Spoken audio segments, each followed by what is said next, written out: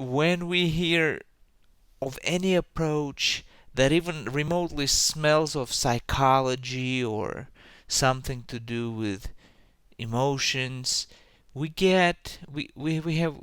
may have a knee-jerk reaction to such a suggestion. Like, oh no, I've heard this before. It's gonna piss me off. Don't even continue. And I got a couple dislikes on a couple of my videos, and this is a very new channel. Uh, so this may not mean anything, but I suspect a lot of people are going to have this reaction that I'm describing. So I just want to emphasize once again that I know that your symptoms and my symptoms, the pain, the fatigue, the brain fog, the million other symptoms that morph and intensify and subside, and it's like this amorphous thing, that's just going all over your body that feels horrible. I know that that's real. And I know how much pain you're in and how much you're suffering and how much you just want to get rid of it and just get your life back. I'm the same way. So what I talk about on this channel is the idea that I learned from Dr. John Sarno's books, that physical symptoms like pain and fatigue and many, many others can be caused by unconscious emotions, emotions that the brain finds threatening in some way. Often these are socially unacceptable emotions. So maybe in certain contexts it's not acceptable to show anger, and the brain will suppress that anger and repress it.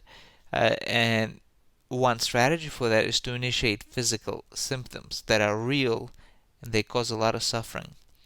So I just want to take another stab for the people who are ready to hear this to explain the distinction. That the symptoms are very real, but the causes are also very real.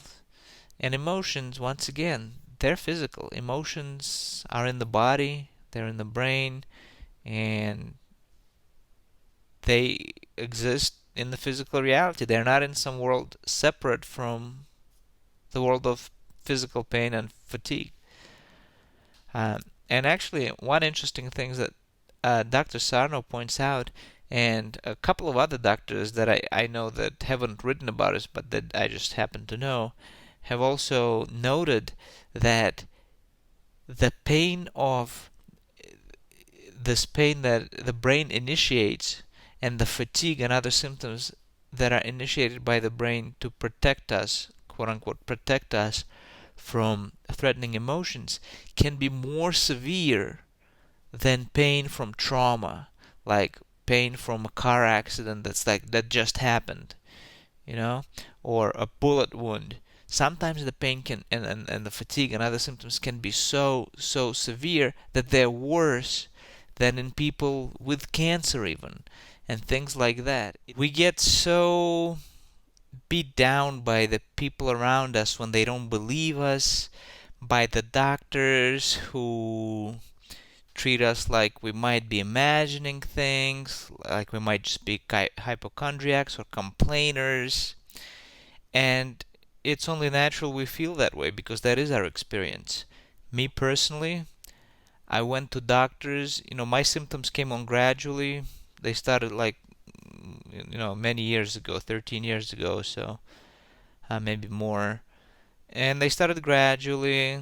I had a pain between my shoulder blades. I wasn't sleeping well, and they just increased and increased and increased over the years, to the point where I was bedbound and useless, really bad.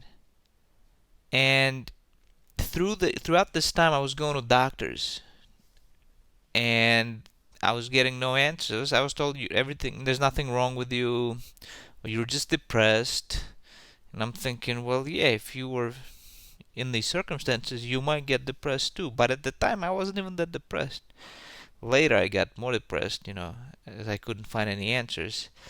And of course, the people around me, they just couldn't understand. Friends, family, they,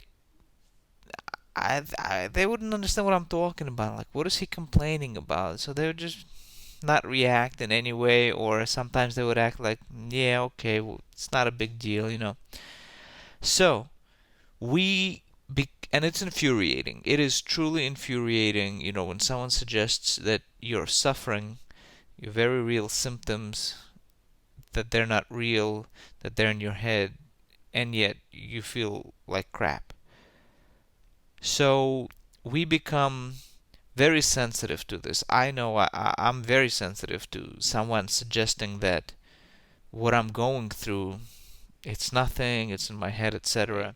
So this is what I wanted to communicate today, is that I know it's very real. It's caused you a great deal of suffering. It's derailed your life. It might have really put a big strain on your relationships with your family, with your friends, and you don't want these symptoms. You're not responsible for these symptoms. It's not your fault in any way, and there is a way out. There is a way out.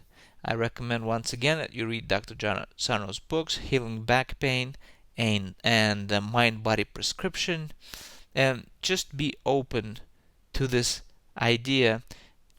Like I said in the previous video, the first time I tried this approach, it didn't really work for me.